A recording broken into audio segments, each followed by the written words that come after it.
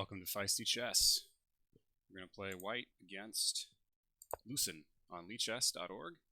Rated about the same as I am. We've got a Sicilian. Going to go for my Morra Gambit. I can never pass up an opportunity to play this. So we're going to gambit the c-pawn here on c3. Black has a few ways of declining. We're going to pre-move that just in case they accept. Okay. This is one of the good ways of declining. We're going to take on d5. We're going to go into an isolated queen's pawn game here, but black's got his queen on d5, and that'll give us a little more time to take our pieces out with attacks on that. So we're going to play knight c3 at some point, attacking that. Okay, well, let's see. I've seen this before. This is not the usual knight c6. Am I just up? Wow. Okay, I think I like knight c3 anyway. Knight c3, and yeah, here we go. Trading queens is the best way for black to play.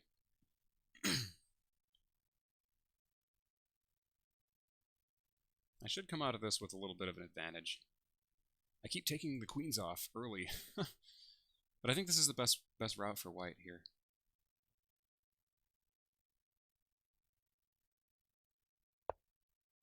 Aha.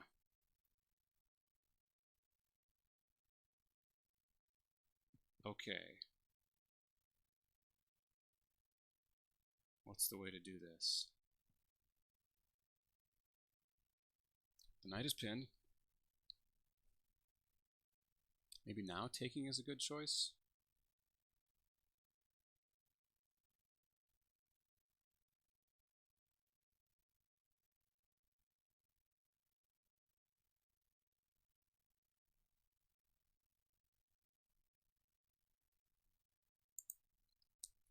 Or we just defend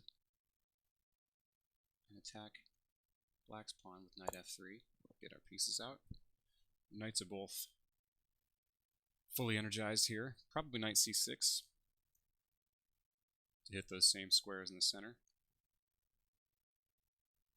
And then I'm thinking, I was thinking something. I was thinking bishop d2. Is that worthwhile then? Bishop d2. Critical line is bishop takes, and then pawn takes. We got the two bishops. Pawn takes on d4, c takes d4.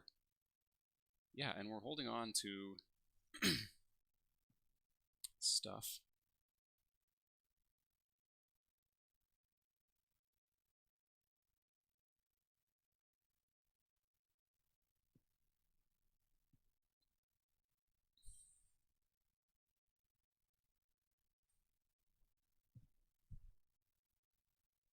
Is there anything to knight takes e5? Probably not.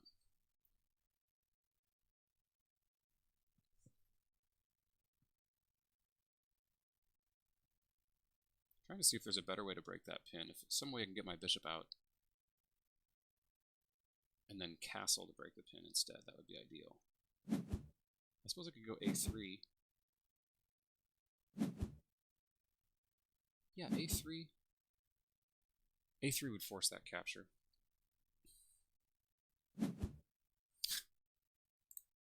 Okay. I'm going to go a3. And check on the sound issues I've been having. Okay, we're going to listen to some synthwave. I'll put the link in the description.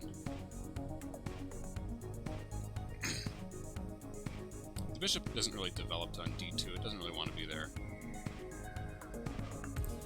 So I'll pre-move that. Okay.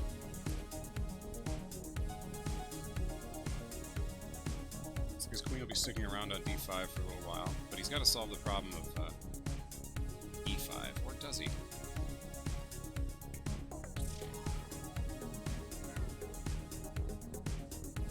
Maybe now e4 is really good.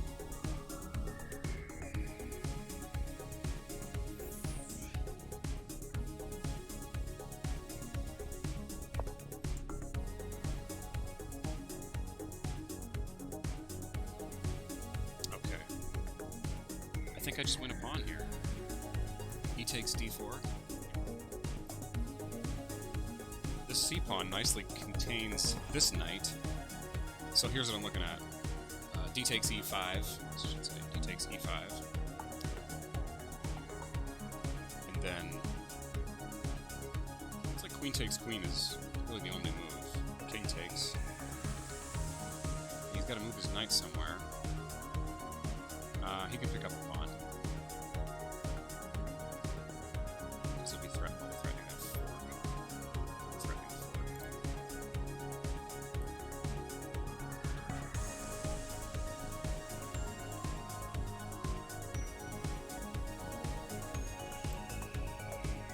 We got c4.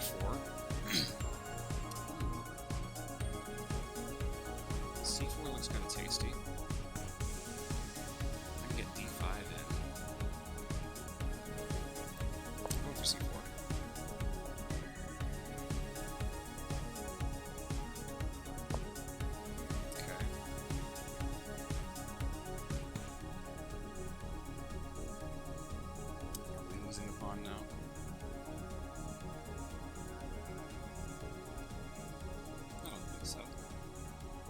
Bishop e3.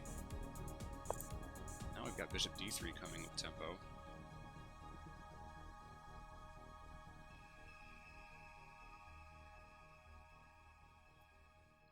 Okay, the queens are not coming off. This is staying feisty, which is nice. I think I prefer white here, but of course it depends on those concrete tactics in the center. So e takes d4. Knight takes d4. Wait, e takes d4 and maybe bishop d3. A nice little in-betweensies move.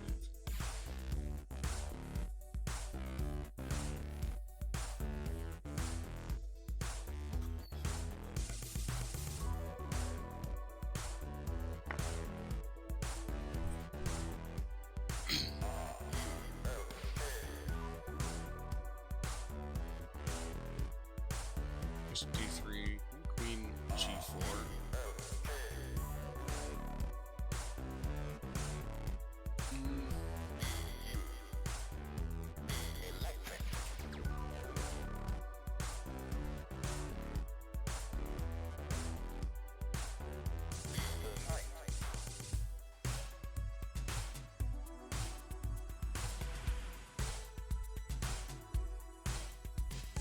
G3 and the pawn is still defended and I won't be picking it up, will I?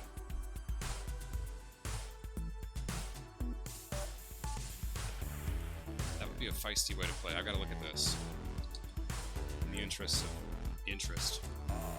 Bishop d3, queen g4.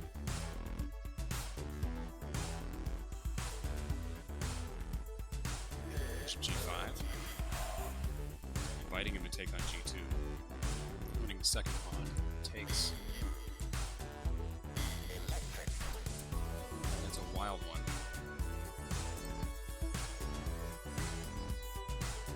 Alternatively, we can take here and then take with the queen. I got my two bishops. Oof. I don't. It's a little too wild. The other idea. So I'm going to take with the knight. We'll likely trade queens after all. But I think my bishop pair will be more felt. Bishop pair will be more felt if queens are off and the board is a little more open.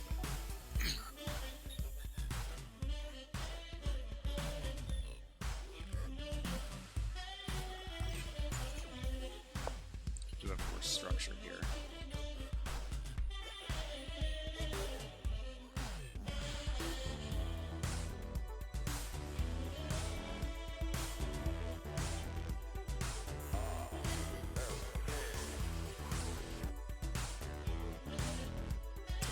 Bishop d3 here.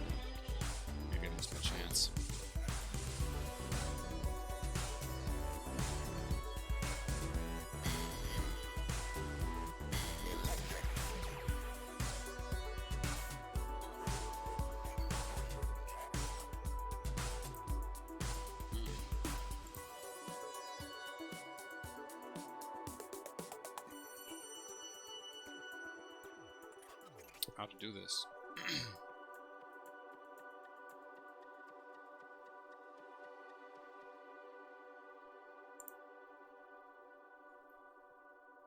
I guess queen d3 fits the bill.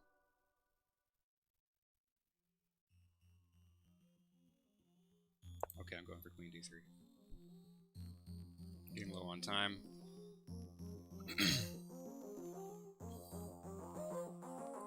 Love for a queen to take.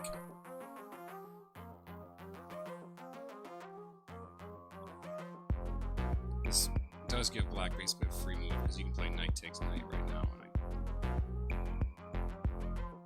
Oh no, hold on, I can take queen.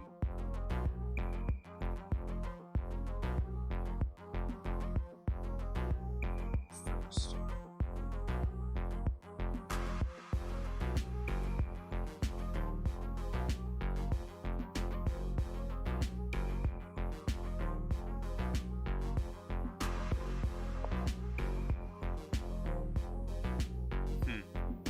Black is really insisting on this.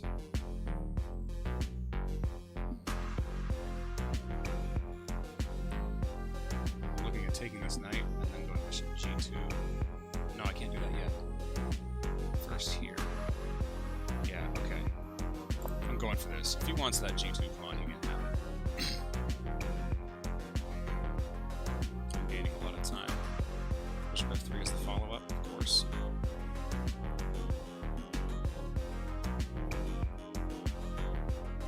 At this point, there's nothing better for black than to take that pawn.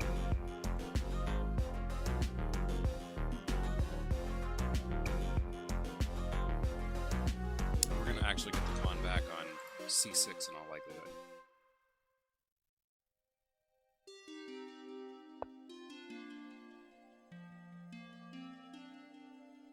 Okay.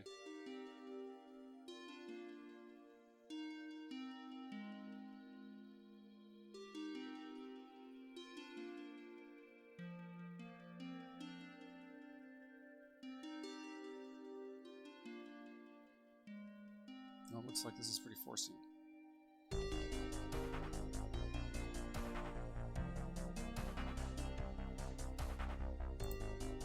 Take the queens off.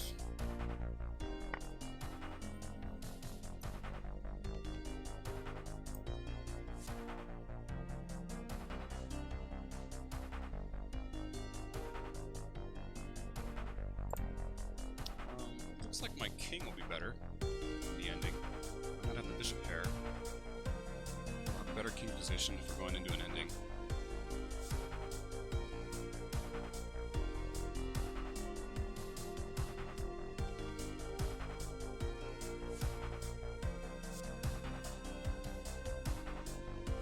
Fortunately, both of those knight checks are capturable by my bishop.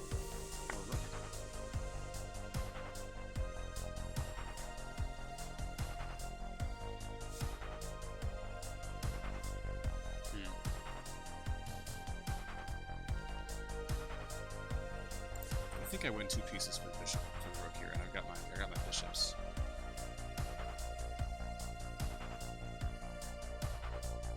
So bishop takes, knight takes h1, and then I just get this bishop out of town.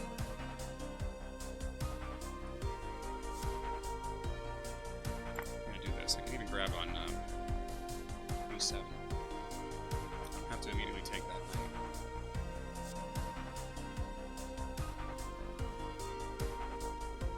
Maybe taking on b7 isn't the way to go.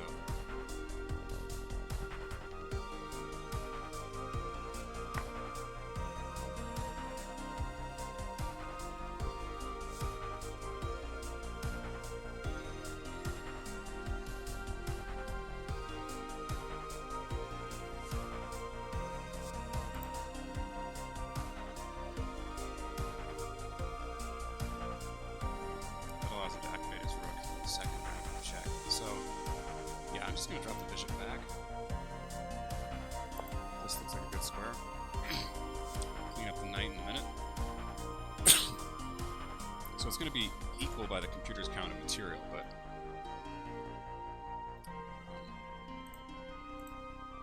like I might try that just to screw up my pawns. I think it just loses him a turn. This is more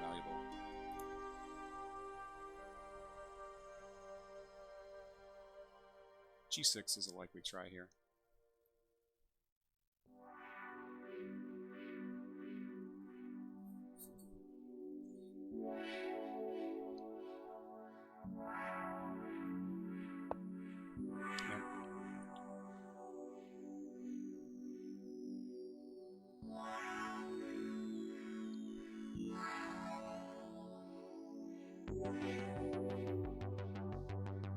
I really want to hang on to my bishop pair.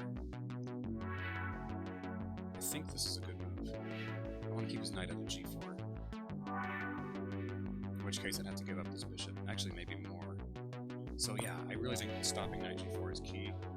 Because then he can pin that bishop. Maybe bishop h3 immediately was better. Rather than the bishop f5 stop. Because now he has bluffed. But his knight is unprotected on f6.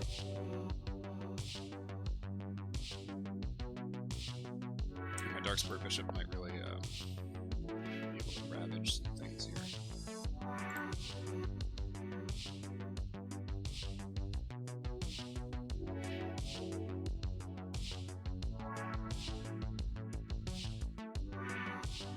Just gonna grab that knight.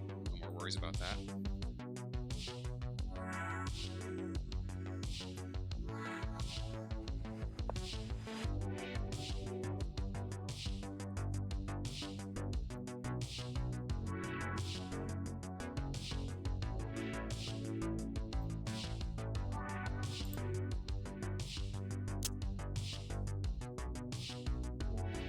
Improving this king. Getting the bishop out of the pin.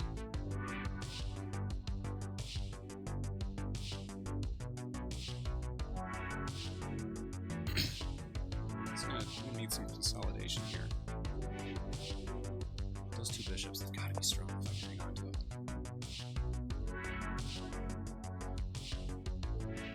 Okay, I see no threats here. Oh, he does have a threat. Knight c5 check.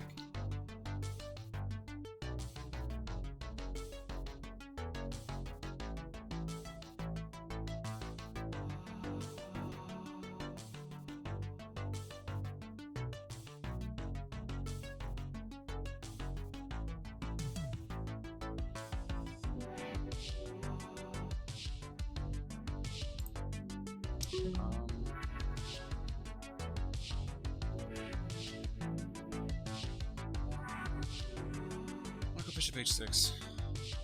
I'm worried about him getting a second attack there. Let's get my last piece into the game here. Disregard the bishop.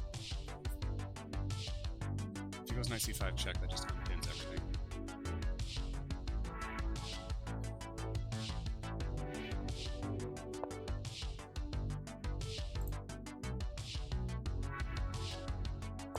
Okay, this is good. I want to play this. I want to get my bishop back into the game.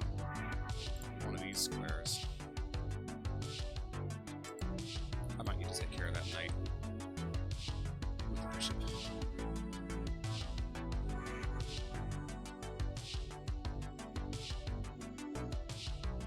Maybe g4 was better there than g3.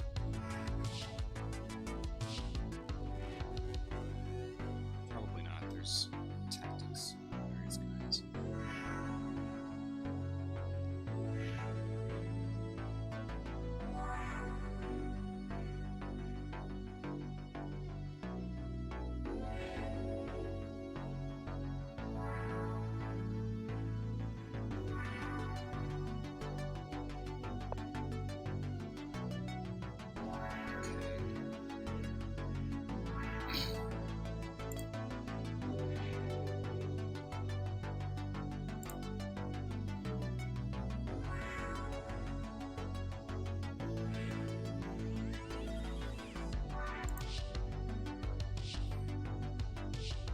I've got to simplify this.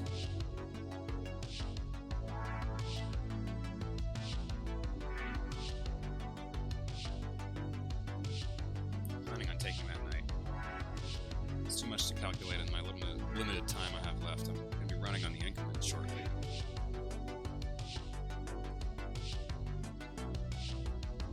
This also prevents him from doubling up on the D file immediately, because I'll just win the pawn.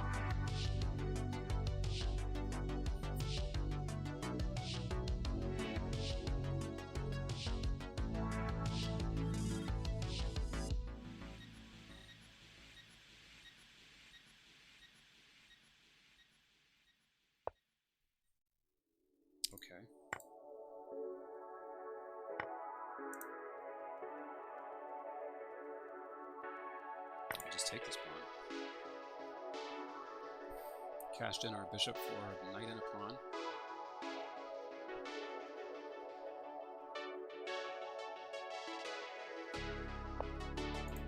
Should be fine. And I got bishop f2 coming.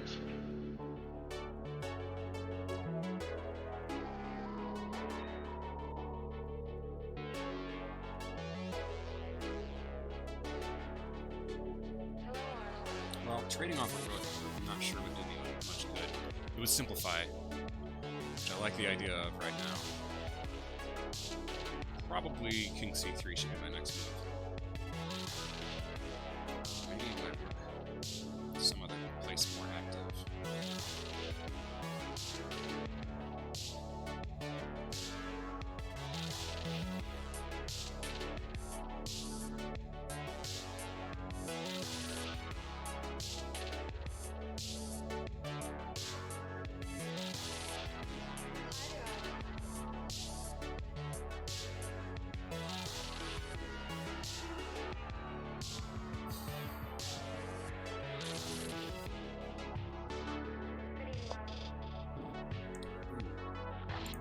This might be a good idea.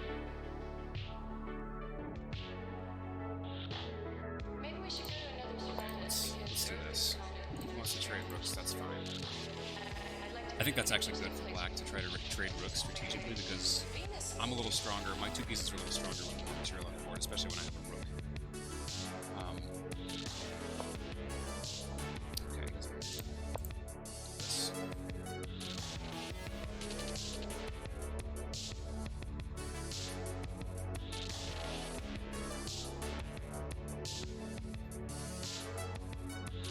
Let's go bishop back to d3 if he goes with this check.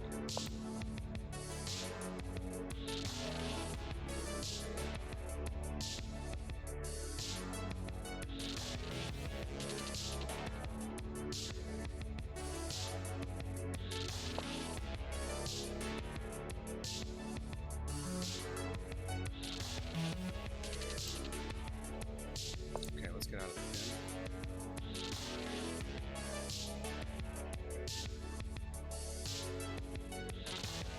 Pieces are pretty well coordinated if they're a little bit defensive. I like to swim.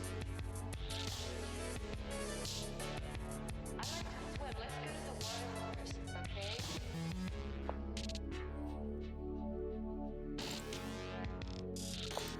Okay, king is comfortable now.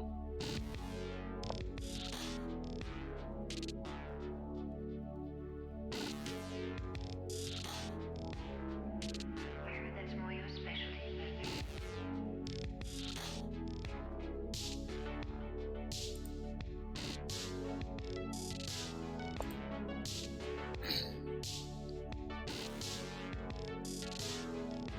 He tries to pin this bishop to my rook. I can always go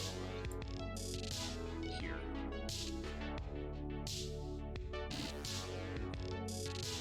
That's not appetizing, actually.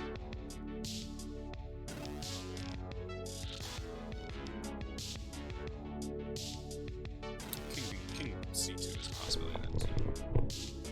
Okay, I like king c2 here.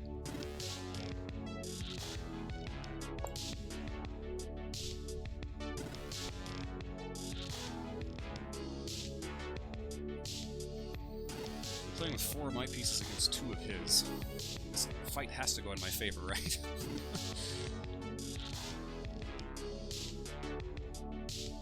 Alright, at least my opponent's getting low on time as well.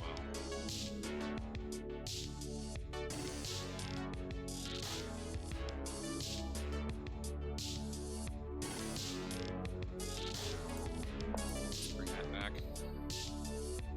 Planning to unpin. Doesn't quite unpin.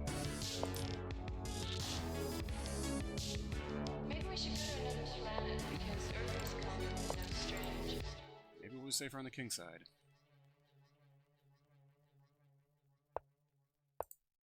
Okay.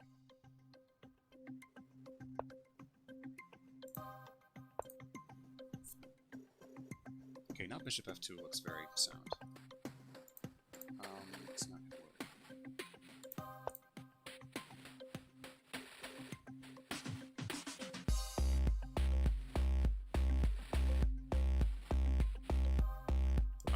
be stuck in a repetition here.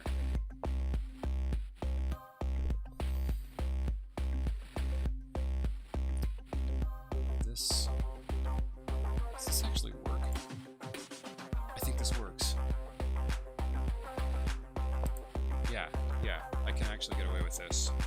Bishop is pinned, and it looks like G5 is a dangerous idea, but he has to deal with this, and now I can get out of the pin. I got Bishop H6 coming maybe. I'm gonna totally take this. Yeah, I'm gonna take this.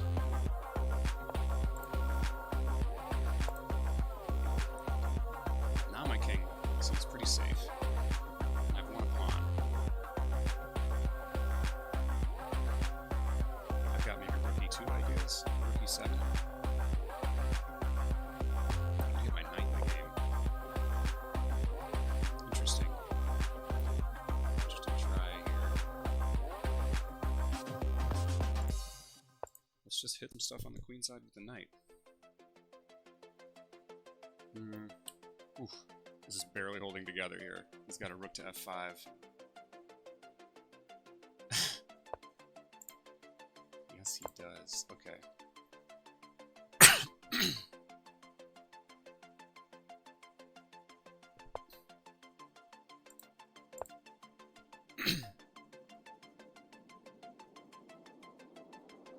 Winning the time battle here.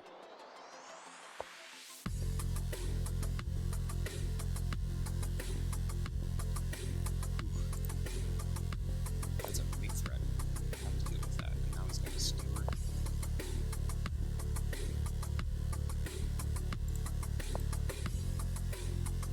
Things are just holding together. I don't know if they really are even.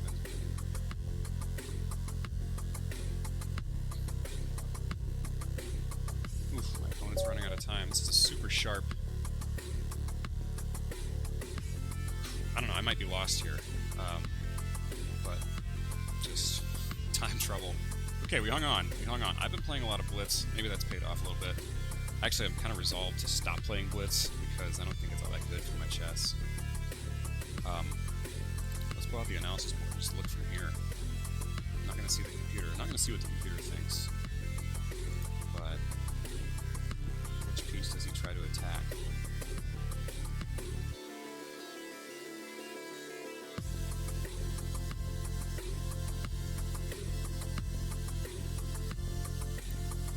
Attacking the bishop looks good, but that problem is I've got knight d4, and I'm winning an exchange.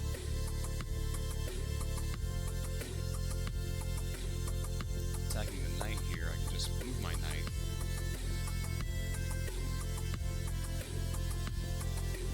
And it happens to be protected by the bishop and hitting the bishop.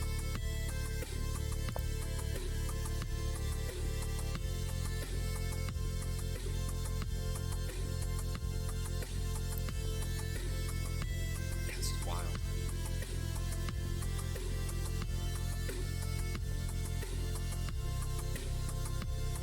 I think that White's got this, but it certainly looks frightening for the time being.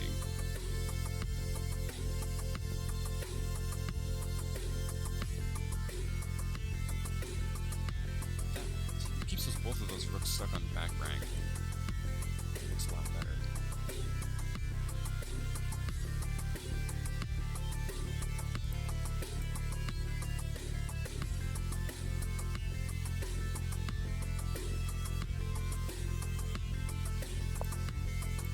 There's just lots to look at. Lots to examine here. That can't work.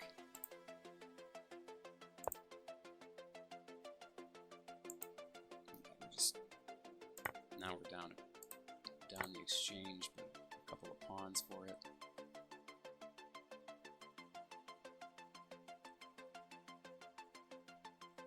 Ugh.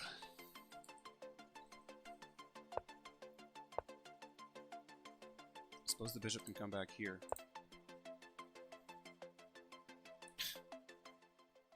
Wow. Okay, I gotta look and see what the computer thinks about this.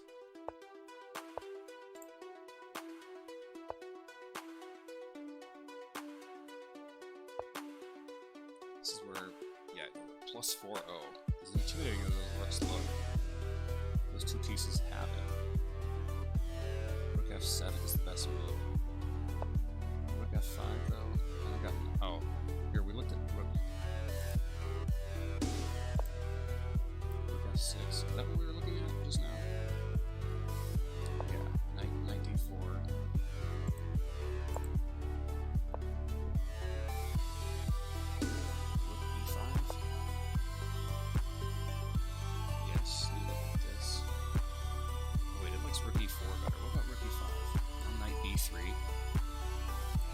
Making a threat, this threat here.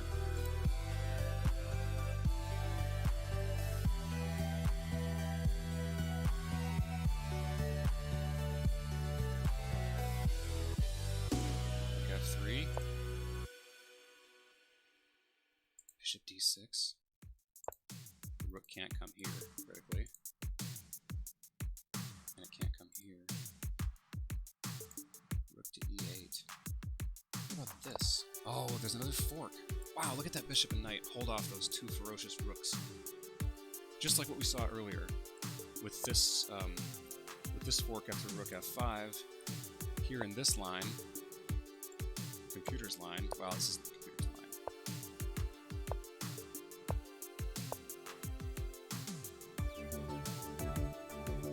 Rook e4 is the computer's line here. Wait. No, it likes knight b.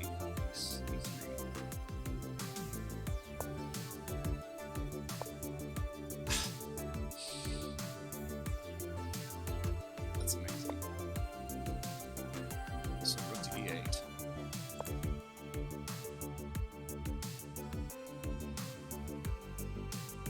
Now we go rook to b1. Everything's guarding something else.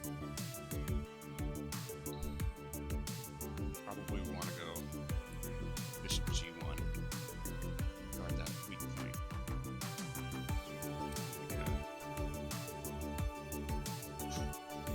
Okay, we're up a pawn. Up a pawn and the exchange symbol. Okay, let's go back to the beginning. Smith Morra Gambit, not accepted. I'm gonna look at my book real quick.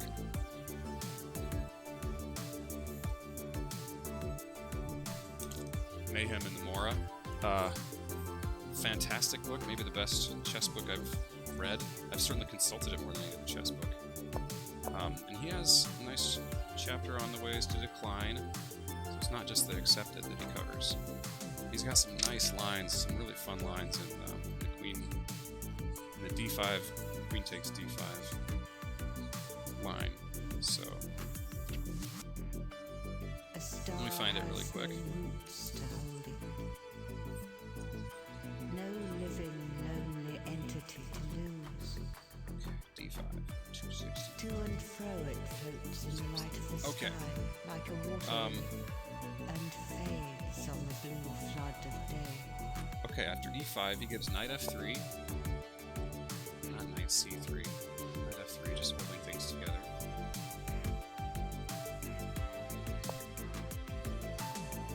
A star is adrift and Maybe this free. transposes. No, it doesn't. When day comes, it floats Okay, into well, we got out of book. space, That'll happen. like No a book is spirit gonna have everything. amazed in a wider paradise. But absolutely, I recommend this book. Let me show you like the most fun line from this. So the usual stuff here that the black plays is knight c6, piling up on this pawn. And after we defend with knight f7, the natural move for black, and I've seen this in a lot of games, is to pin the knight, bishop of g4. Okay, so white can go bishop e2 here, and this is a nice trick because you can't take the pawn because we've got this intermediate check, which removes the knight, and then we're up a queen. But more, Esserman, the author of this book, doesn't like bishop e2. He likes knight c3 here, and we're just giving up the bishop, giving up that knight, and taking with the pawn. And then after this, taking the queens off. So we're down a pawn. Our structure is terrible, and he's threatening this knight fork. So it looks like black has all the trump cards here, but we have the bishop pair, and black's king is not going to be able to get casted. So here's Here's the key move, knight to b5. And I had a game recently that went like this. We both grab each other's rooks in the corner. And it's black to move, but look at how quickly white's pieces can come out. And look at all this blockage on the king side over here. And I had a game that ended very quickly with like the king getting mated in the center of the board despite the dearth of material on the board. Because he was so focused on rounding up this knight, I think he went king c8.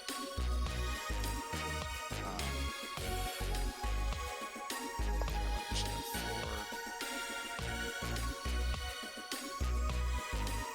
And then I think he went something like this.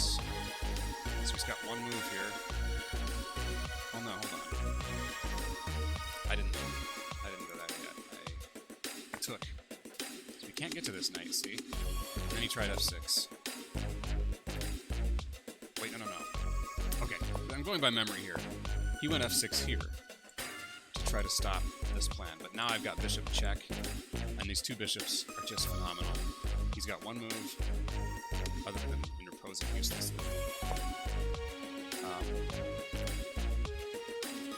I just slid my king over. I'm gonna either get this knight eventually, or I'm also gonna bring the rook in with check. And let's see, it went something like this.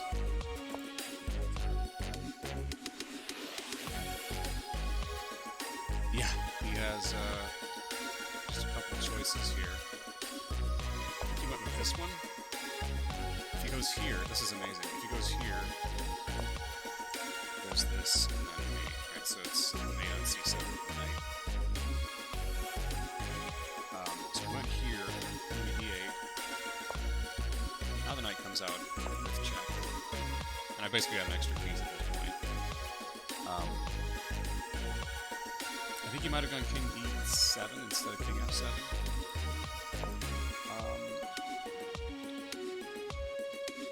No, hang on. This is how it went.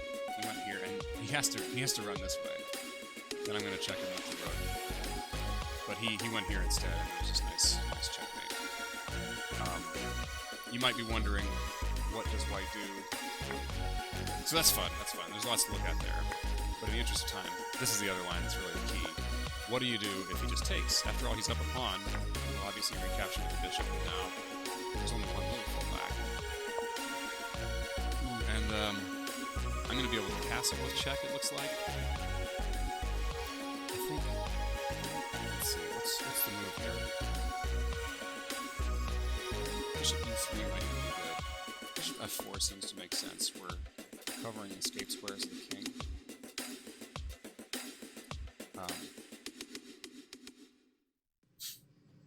So f6 might be tried.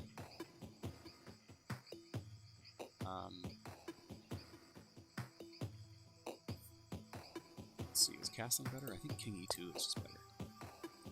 Well.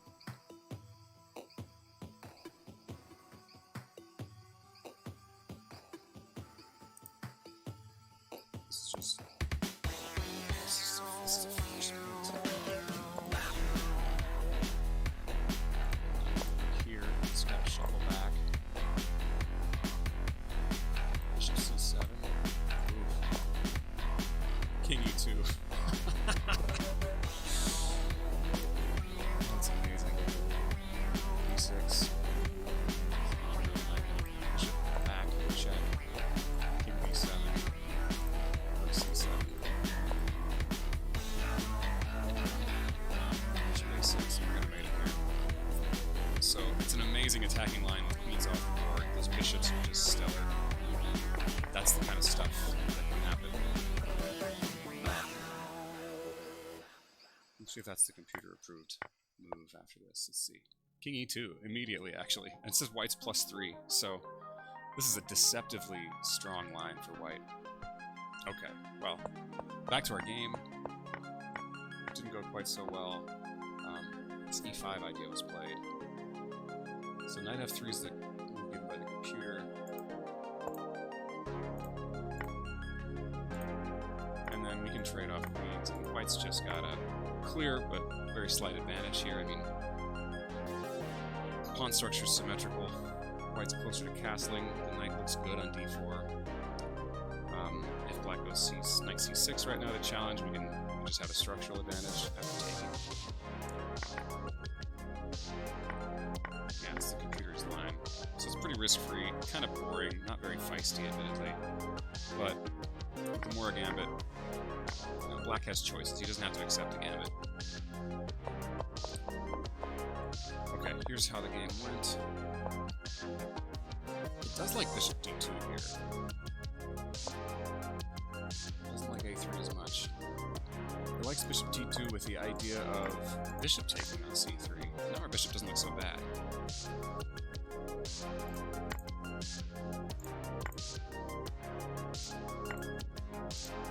Okay, and we get this similar kind of simplified position where we have a bishop on d4 that actually looks pretty nice. And we can trade it off for a structural advantage immediately if we want. Of course, the computer doesn't like that. The computer likes to keep the bishops. Check. Doesn't want to keep the bishops though, does it? Forces the king in the center. Really, knight takes. Castle. Okay. The bishop does look better than the knight there. Yeah, this kind of opening can simplify quite quickly if black wants to. So you've got to be comfortable playing without your queen. Even if you're a diehard gambiteer, even if you're an attacking fiend, you have to be comfortable with playing without your queen, because otherwise your attacks, you're going to make subpar moves, and your opponent can, use queen trade opportunities to gain time, to gain better positions on you if you're not going to take them. Sometimes the best move is to trade queens. Okay, it likes black here. I got myself into trouble in the opening here. I think c4 was probably the big mistake. Rook b1. Thought about that. Just keeping an eye on b7.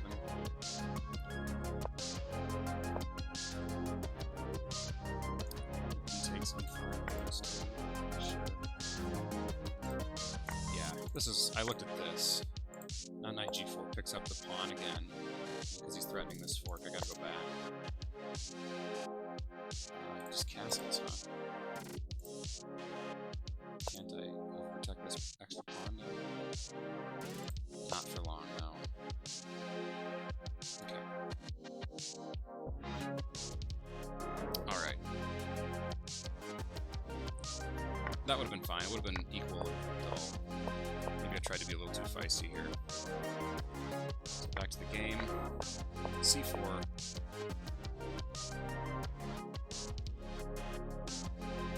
Yeah, I just lose a pawn if I go queen e2. So bishop e3 is not good. Bishop e2 is better. Yeah. I guess I'm losing that pawn anyway, aren't I?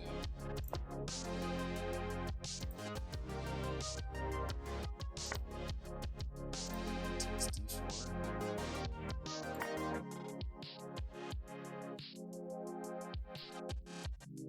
This doesn't work because of bishop f3, and then I get my knight to safety there. So I'm going to take back. So I'm down a pawn, but I have those bishops. And actually, I'm gonna win that pawn back thanks to those bishops. Okay, that looks pretty good.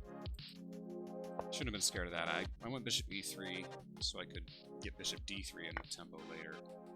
Maybe that's the right approach here. Let's see. Ooh, big mistake. Oh, queen e7. Oh, right, because I'm just losing a piece then, because my queen needs to communicate with d4. Okay, I'm glad I didn't do that.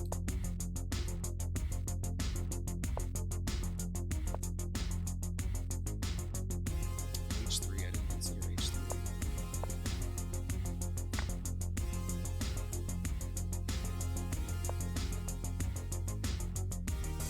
Computer does like queen g2.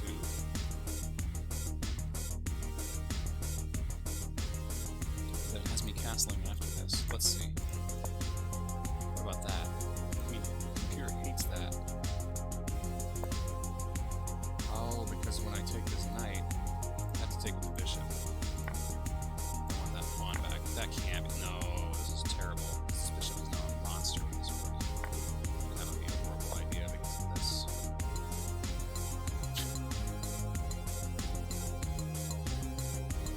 I've got to check to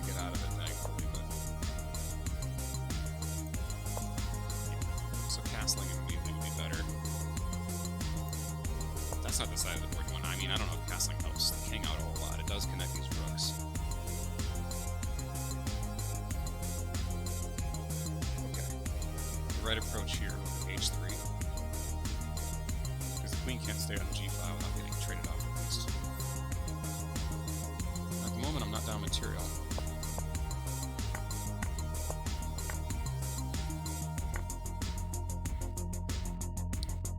Yeah, I had seen some versions of this prior, and it does like bishop takes b7. b8.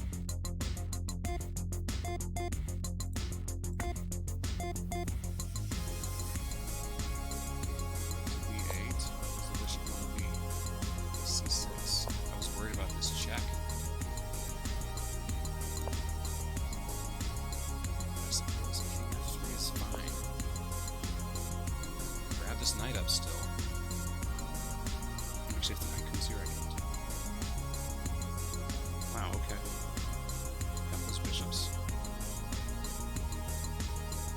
Grab that knight. Yeah, this looks really good. Okay, I was scared of a ghost. Bishop f5 instead. Now bishop h3. Yeah, you gotta keep the knight out of g4. Let me show you. The computer will probably see this. Let's say we go, I don't know, bishop c2. Now knight comes to g4. We don't have time to pick up this knight because this bishop is getting pinned and wind. Let's say we go bishop to bishop here. Knight g4 anyway. Let's say we pick up the knight. Or a to e8. I would be the other way to e8 otherwise. Okay. Knight c2 to defend. Takes e3. Now, yeah, he's winning that. He's winning the 2 pieces from the rook back, and black just has an extra pawn here.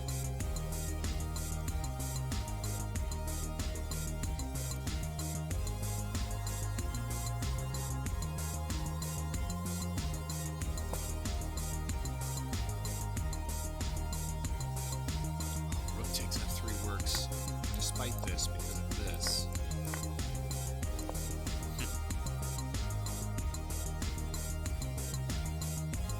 More likely that would be knight takes. And there's a pin. Oh wow. Endgames are so tactical.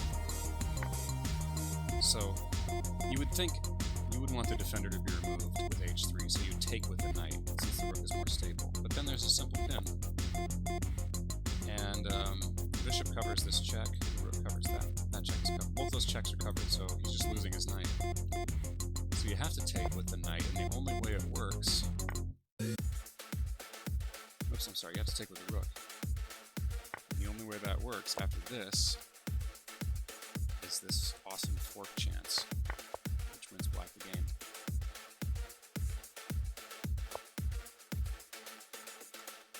So you have to go with that pawn. Yeah, you should be doing this job. Now rook e4.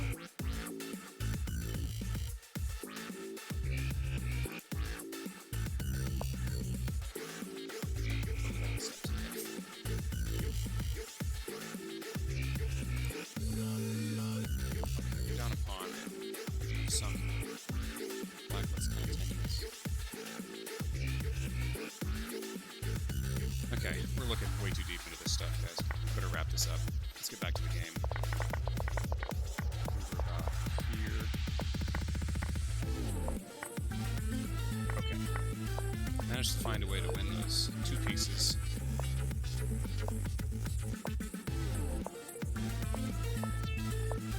That's real trouble here, but I've got into real time trouble, and now black is just lost, but I'm not so sure that I was all that great here.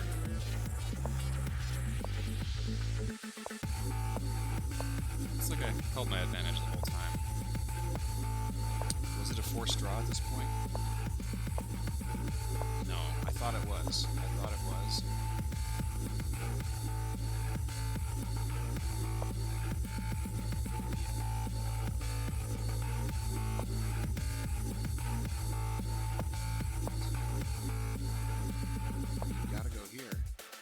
it still says king. The computer's bad with repetition. It says king e2, but that just allows repetition. So we've got to go here. The reason this works is because if he tries to push here, he loses his rook. If he tries to take, when I recapture with my king, the bishop is no longer pinned. We just have two bishops. We have a bishop against bishop and knight against rook. So I was fortunate to find that, and then I step out of the pin. He attacks anyway, and I capture, I think, rightly. Okay. And then, yeah, we looked at some of the tactics resulting from this. Anyway, thanks for watching, guys. We're going to wrap this up. It's been great. Hope you enjoyed it. Stay feisty.